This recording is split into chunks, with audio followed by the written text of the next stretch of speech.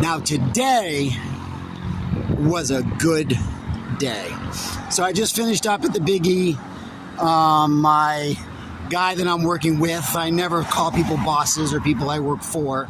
I will never demean myself like that. But the guy that I am working with gave me a ride part of the way, and now I get to walk the rest of the way to the shelter. Not too far, maybe a mile.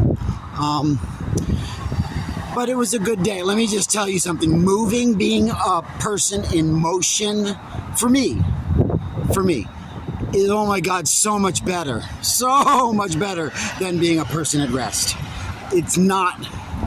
Being at rest is not for me.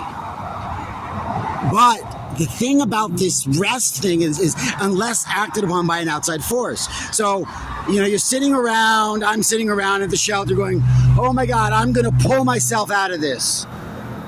How? I don't know. I've got to just do this. I need a break. Whatever. But the law of physics, remember, of course we know Newton's first law, body in motion stays in motion, blah, blah, blah. Is a person not a body? Of course we are. So it would go against the laws of physics to think that a person at rest is not going to, is going to get in motion without something. Now that outside quote unquote thing, maybe it comes from inside, but I don't know.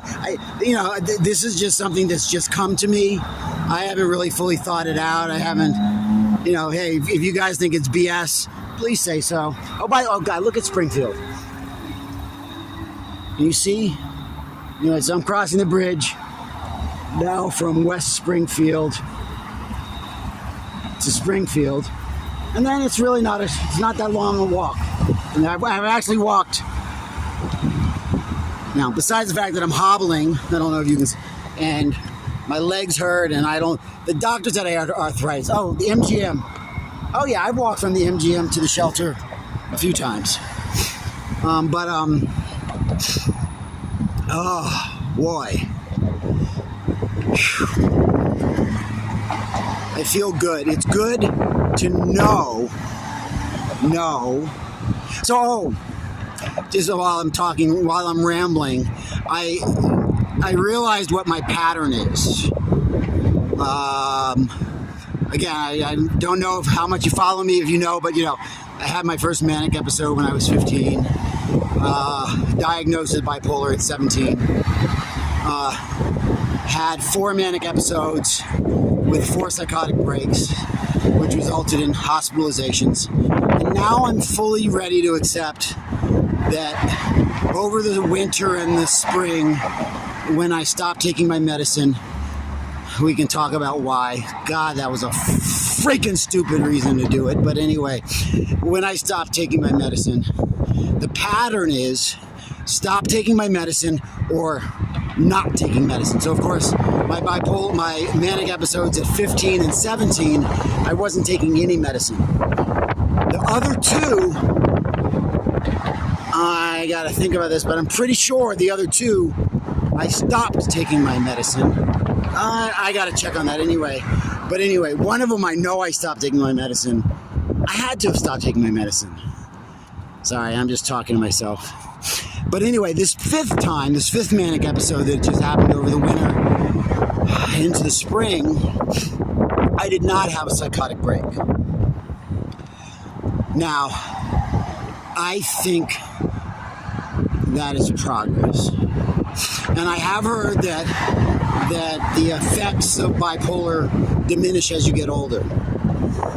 So, when you look at the carnage that I created, jail and hospital and more fights with the family and all this other BS that I've been going through, largely based on poor decisions of my own. I now have to admit that.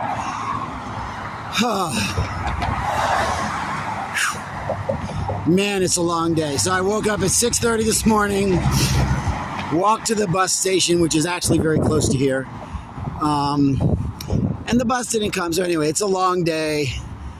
I'm a little rambly. But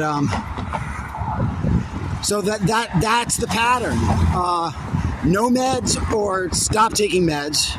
Oh, I'm sorry. I lost my train of thought. So no meds or stop taking meds. And then that leads to a manic episode. And then again, in 4 instances, that led to a psychotic break. This time it did not lead to a psychotic break. But then after the manic episode / psychotic break, if it happened, the pattern, which I don't know if I fully recognized, is depression. I always knew that I had manic episodes, but for some reason I couldn't really identify my depressive episodes. Now when I think back and I say, oh yeah, I spent about 3 months or 2 months or 1 month or whatever lying on the couch. Oh, God, that sure does sound like depression. So anyway, probably for at least the past 2 months, maybe 3 months, I gotta really sit down and maybe write down the timeline. But anyway, I've been in a depressive state without realizing that it was a clinical depressive state. Not like, oh, I don't really feel well. I don't, like, you know. So anyway, so my point is understanding that pattern. Let me tell you, it is so good to know. 1, I'm not depressed right now. And 2, perhaps even more importantly, that I'm not manic right now.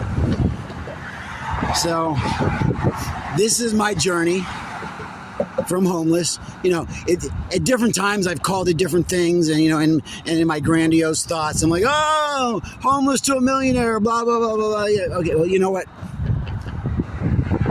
I'm gonna be a millionaire, but let's dial it back. Let's not be so grandiose. Let's compact it. Let's make it smaller, and just take it one day at a time. Not worry about the yacht. How about let's worry about if we can get out of the homeless shelter?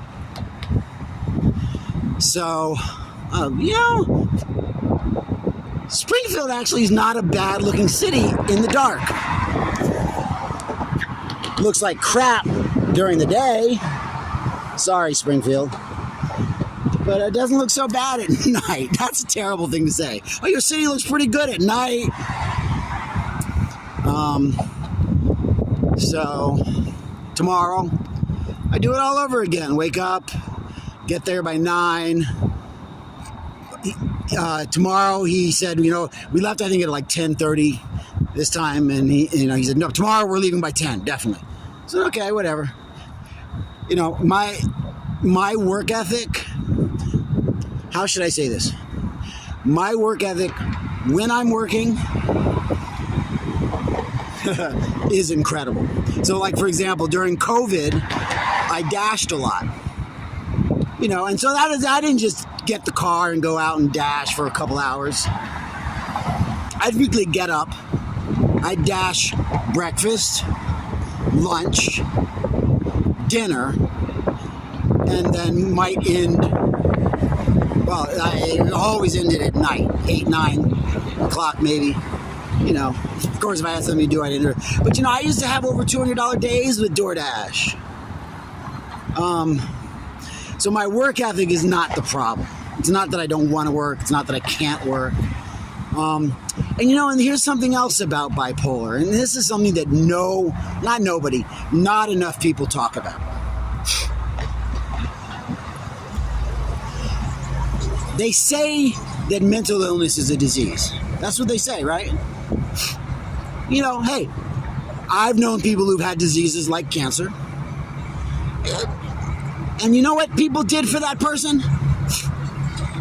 They organized a website. They had people do some of the work that they needed to do. Help them with chores, help them cook. Everybody was sending love letters and get well, and oh my gosh, you're so strong, and you can beat this, and you can do this. But here's the conundrum with mental illness. The more severe somebody's mental illness, the more their actions, the actions that might result from that mental illness, the more their actions push away their loved ones.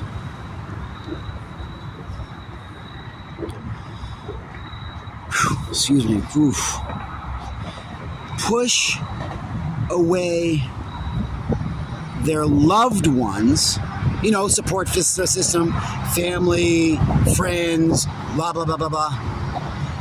The actions push those people away when we goddamn motherfucking need it the most. But you can't blame them. You can't blame them for not wanting to deal with our actions, not wanting to deal with our shit. I don't know well, I do know what the answer is, but that's for another day. But that's the conundrum of mental illness. People say mental illness, sorry, it's got loud.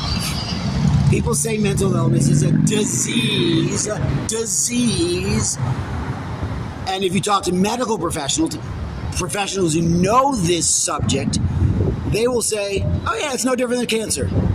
Well, guess what? I was treated fucking differently than people who had cancer. Sorry.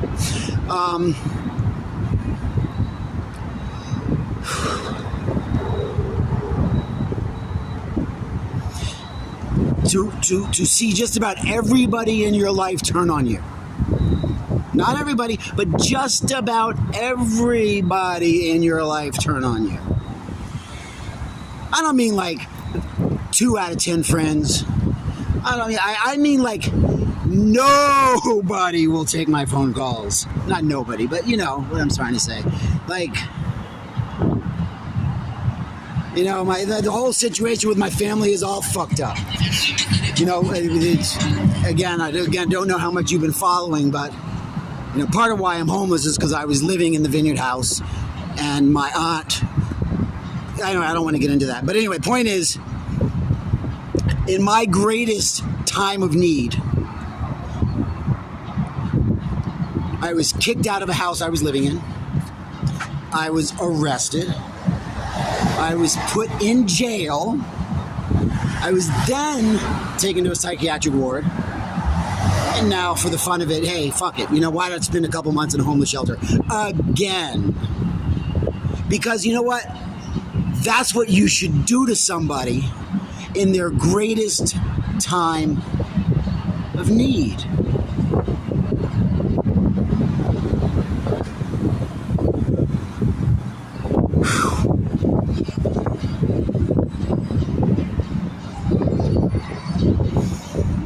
Anyway, I'm dabbling. I'm walking. I'm really actually thirsty right now, so I'm going to try to find some water so I can finish this trek. Not too far, actually. I'm right here on Main Street now, and this is an area I walk back and forth. I'm a walker. Even when actually at the moment I'm a hobbler. my legs are so screwed up right now that I limp and I hobble. But I still walk. So, no big deal. So, anyway, I might check in again later tonight, although, actually I probably won't. I'm going to be respectful. Lights out at 10 o'clock and no more noise in the door in the quote-unquote shelter. Not quote-unquote shelter. It is a shelter. In the shelter. So, I'll probably check in tomorrow morning. Here's an interesting note. No, I'm not going to get into that now. Anyway, touch base tomorrow. Whoever is out there,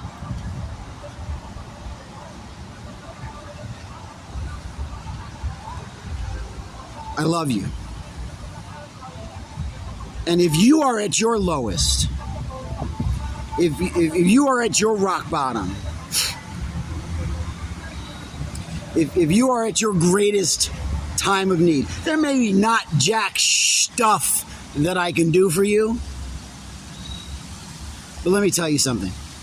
I promise you I'm going to send you love, compassion, empathy, and do everything I can to understand the situation you're in. And if I can help you get out of it, do that too. So, I haven't gotten into what those outside forces were that put me into. Wait. Oh, I got to go this way. Sorry, I'm just trying to make sure I'm going the right way. I haven't talked about the outside forces that put me at rest, and I haven't talked about the outside forces that kicked me out of or put me back into motion. I'm sorry, I just got totally distracted and turned around. But anyway, before I keep babbling on, I'm going to go. Oh, wait, it might come back. Anyway, bottom line, I love you, whoever you are.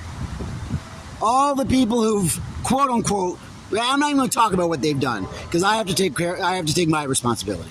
But to all the people who've, let's just say, maybe could have been a little bit more supportive. Let's put it lightly. Guess what? I love them too. Man, mental illness is not understood. Period. Mental illness in the black community? Oh, dear God. Well, so, I've always been a mental health advocate in some way, shape, or form. No, I'll never stop.